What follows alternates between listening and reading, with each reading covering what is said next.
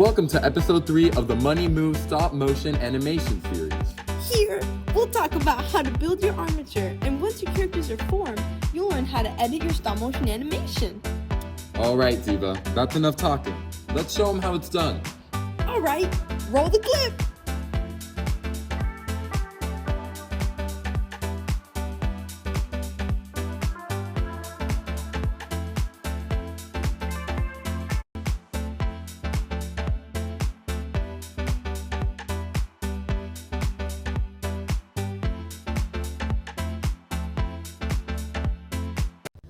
Alright, now that your characters are ready to go, let's talk about editing your animation.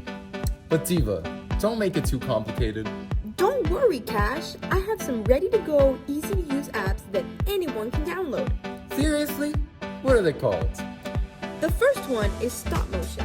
Here, you can edit by adjusting the order of frames, changing the speed, adding effects or sounds, and then exporting your finished animation. The second is CapCut. Here you can trim clips, adjust speed, add text, effects, music, and transitions into your animation. The third is DaVinci Resolve. This is an editing software where you can cut clips on a timeline, adjust color, add effects and audio, and export a high-quality finished animation. And last but not least, Villo. This is a beginner-friendly video editing app where you can also trim clips, add text, music, transitions, and effects, and then export your finished animations.